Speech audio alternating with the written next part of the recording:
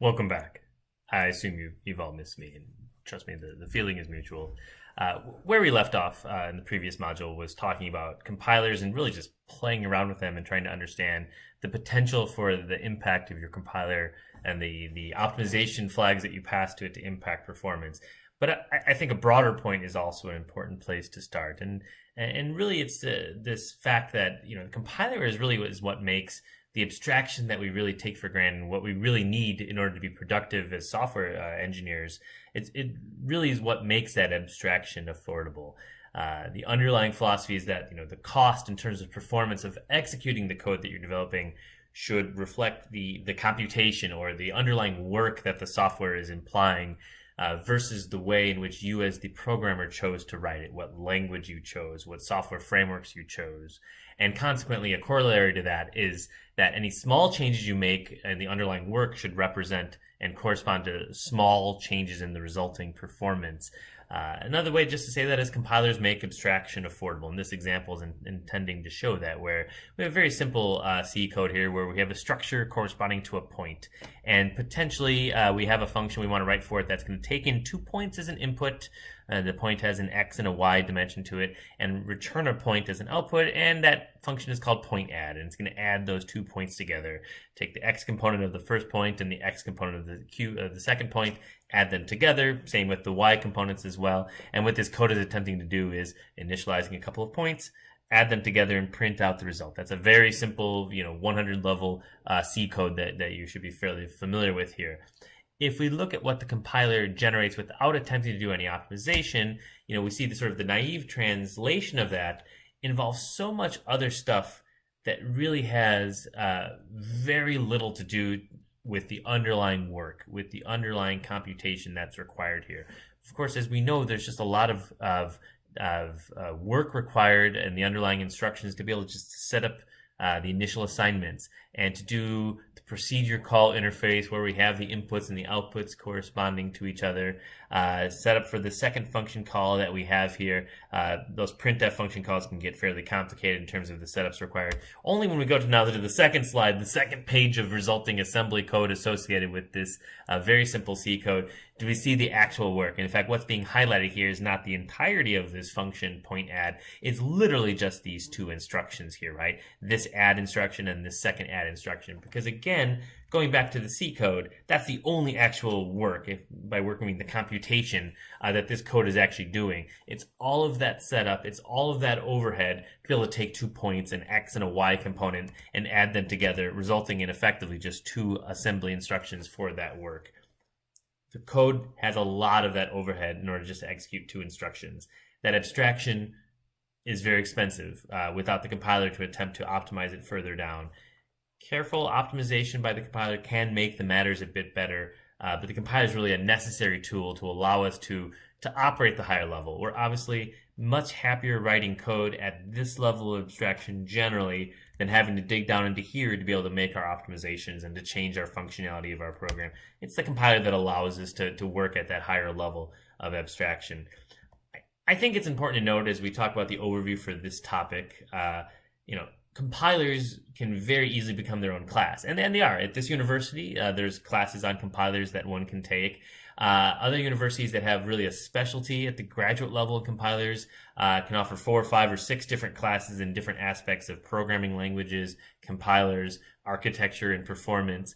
I think it's important as those who are specializing in embedded systems, or at least have an interest in embedded systems, we've become fairly fluent in the type of optimizations that are feasible, as well as the type of optimizations that really aren't feasible by a compiler. What things you can trust the compiler to do for you, and so you shouldn't have to worry about as a programmer. And then the corollary again is what things you can't trust the compiler to do for you, and you should worry about as an embedded software developer. We saw a little bit of that in the previous video where even adding that 03 flag didn't fully hide the issue with swapping our loop iterators, right? When we went from A of ij to A of ji, we had impact on cache locality there, and 03 helped a little bit over 00, but it wasn't as good as if we had the correct, more performance-tuned code in the first place.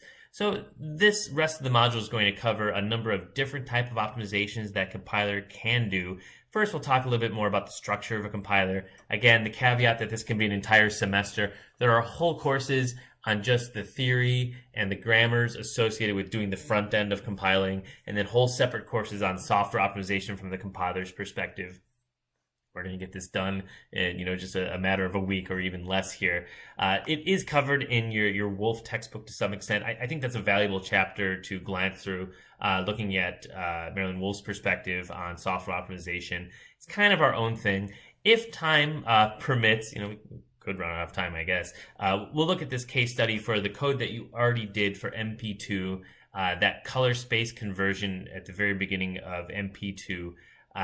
Where you wrote software code and before you converted that to a hardware module, which itself is a separate topic itself, what type of optimizations were possible? I know some of you in class were able to make very impressive optimizations and get very good performance. There's a couple well understood ways of optimizing that type of software that a compiler is not going to be able to do for you directly, and we can look at some of those examples and play around with them ourselves. It's a little tricky that we don't have the lab hardware in front of us to do this, so we'll be kind of doing some hand waving around just software. But that's okay. I think we'll get a feel for the type of optimizations that'll be possible. It'll connect to that data representation topic, which I do think, if you haven't seen that before, I think is important for an embedded software expert.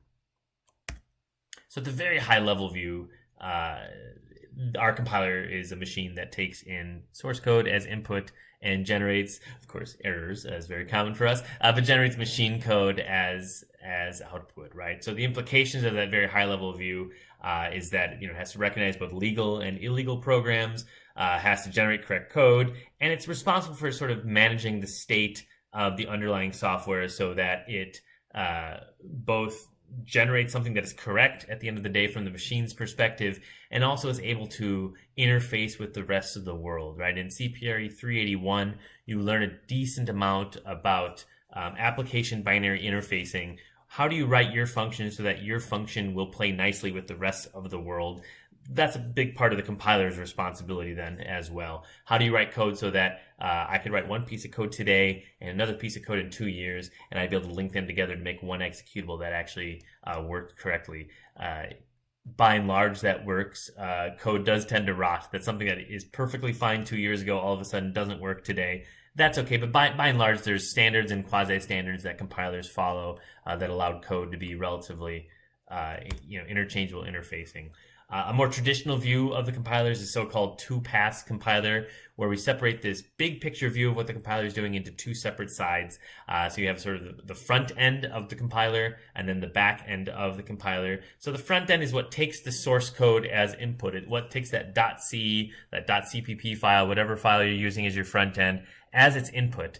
And it's not directly generating the binary machine code to be run on the processor. It tends to generate this so-called intermediate representation.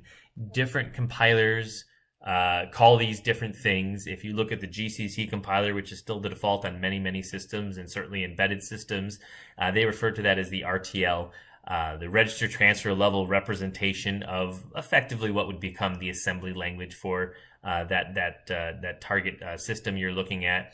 Another very popular compiler toolchain is the LLVM, and really, if you read the original LLVM papers and look at some of the documentation, the main innovation of what that compiler is doing is it's an attempt to make a more generalizable, more understandable, easier to work with intermediate representation that is the low-level virtual machine of the LLVM compiler. But both compilers that are both very popular and in wide use, as well as your MSVCC++ compiler, and all those compilers separate between a front end, which is going to be depending primarily on the source language that you've chosen. So you'll have a front end for C, that's called Clang in LLVM parlance, just GCC, C front end in GCC's world.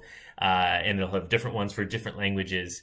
Has the front end that deals primarily with that language. There's this then common format that's used across all the different front ends. And then you have a back end that is going to depend primarily on the target machine.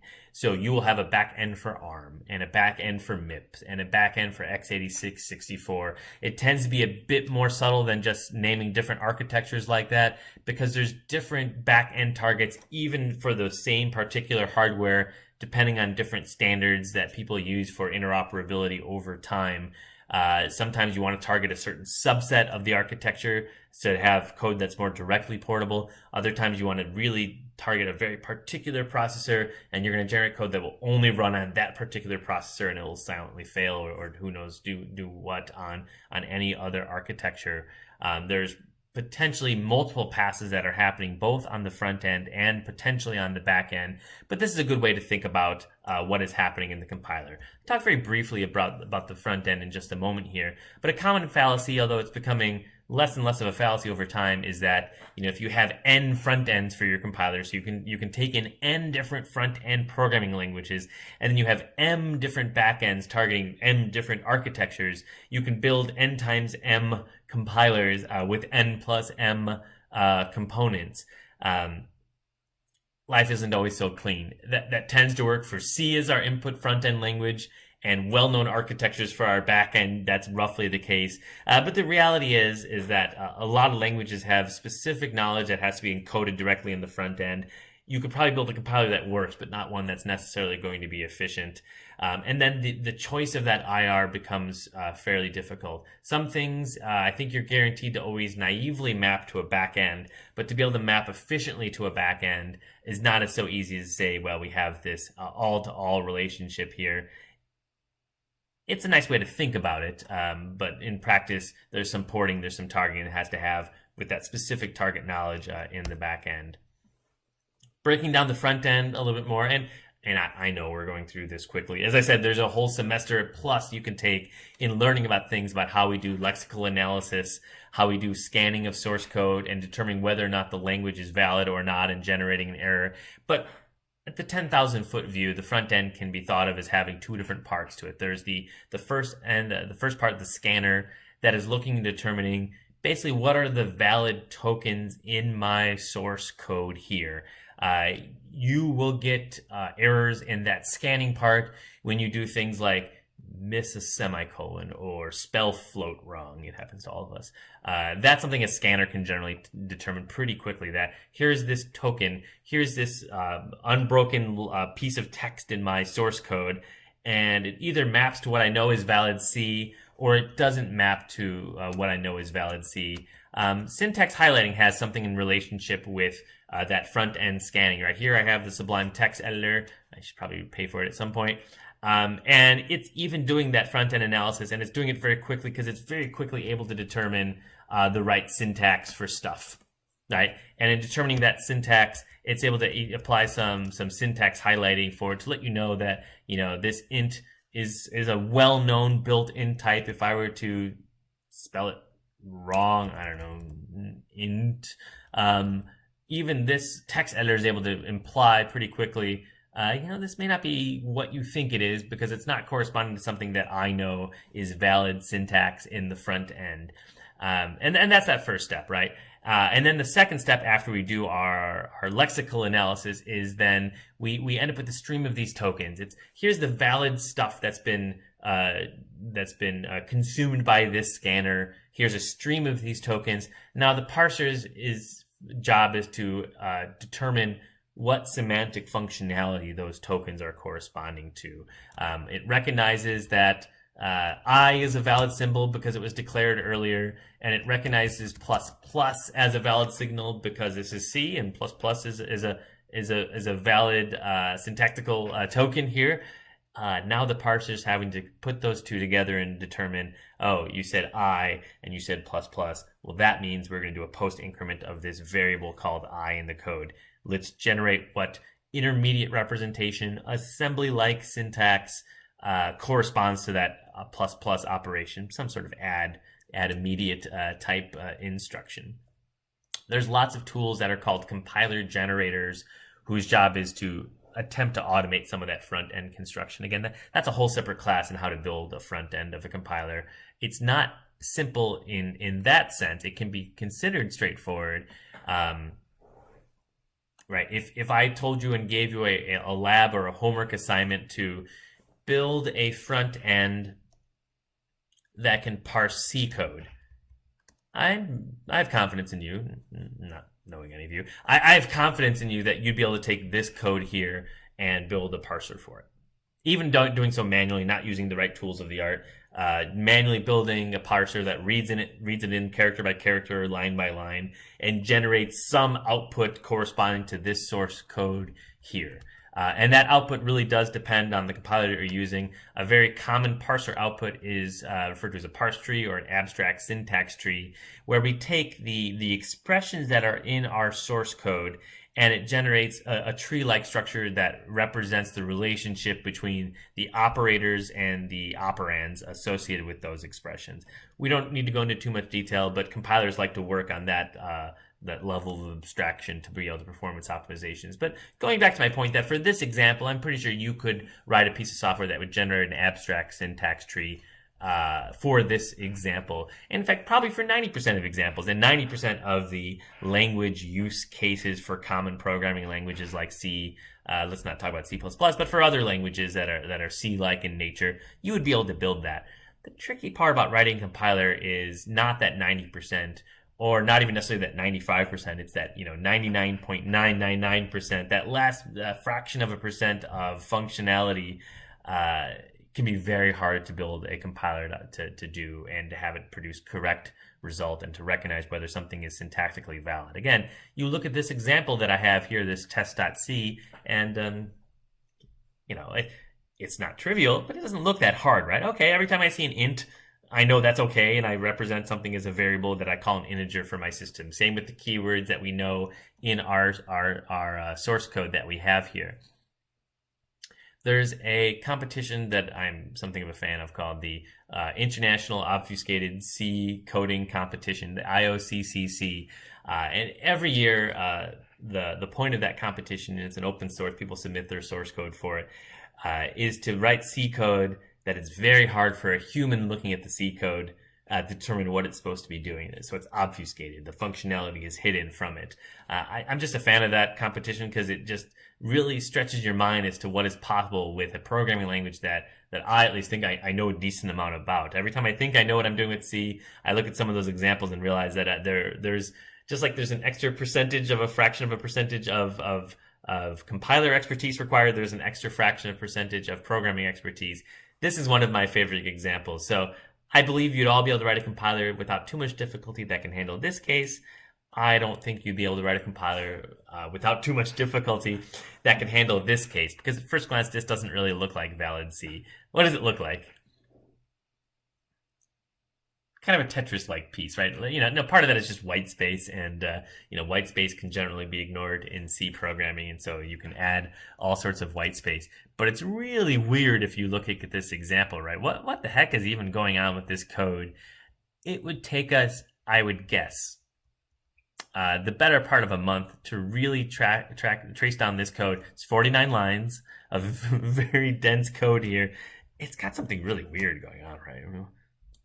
Who knows? I don't know. I haven't ever actually reverse engineered to figure out what's happening here. But it is lexicographically and semantically correct C. And the reason I know this is because I'm able to compile it and run it, and I'll show you here in a minute. Building a compiler and certainly a parser that's able to handle this Tetris-like looking piece of code is no joke. Let's try to make it. I didn't actually check if I can actually do this. Code is called Birkin. Let's go into the actual source directory here. Okay.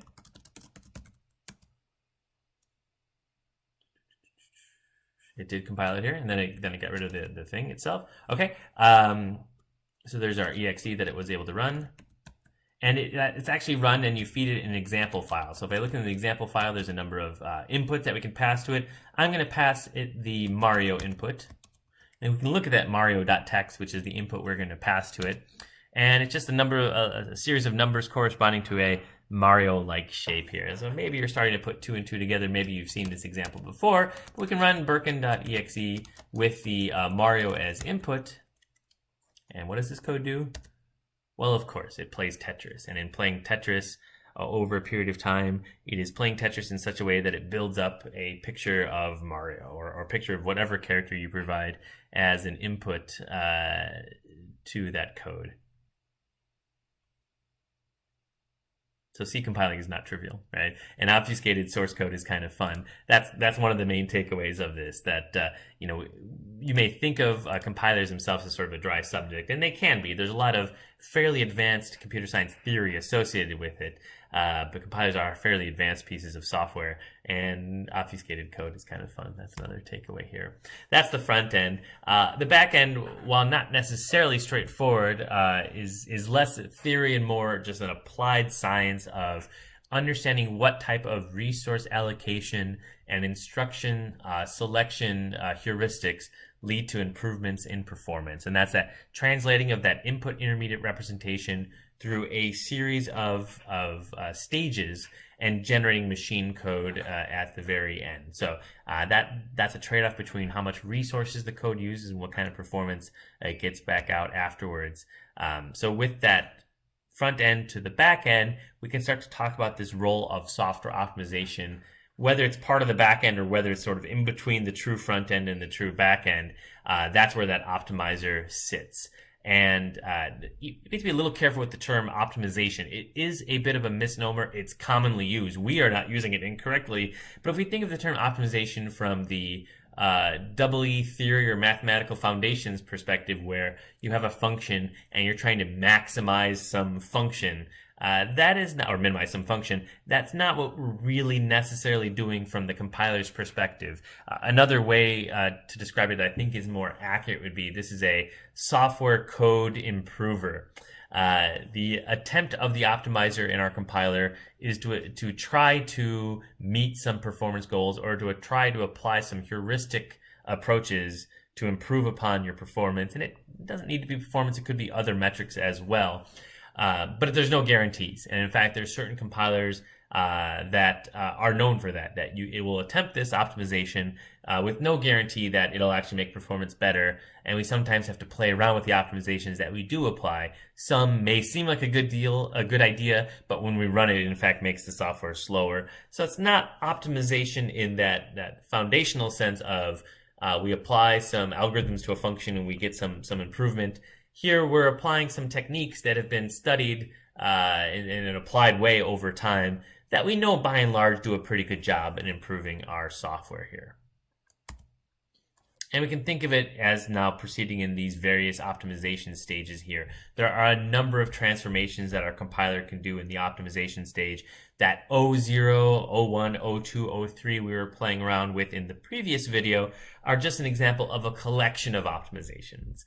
You'd have to look fairly deeply into the documentation for your particular compiler to know for certain what -O3 does, but of the whole entire set of possible optimizations, it chooses a well-established sample of those and applies them to your code in a certain well-established order for which to apply those optimization. And there's a number of them. What I'd like to get to as we look at these various types, and we'll start in the next video, is for the different types of optimizations. What do they do from a source code perspective, although we know they're being applied on the intermediate representation here, and what kind of things can you not have to worry about when you yourself are writing code that we can trust the compiler to do. So let's leave things there for right now, for today. And when we come back in the next video, we're going to look at some of these operation level optimizations, looking at just a single operation by itself, and to look at what kind of things a traditional compiler is able to do to make your code perform better by removing some abstraction from the code that isn't actually necessary. Let's leave things right here for now, and I'll catch you on the other side.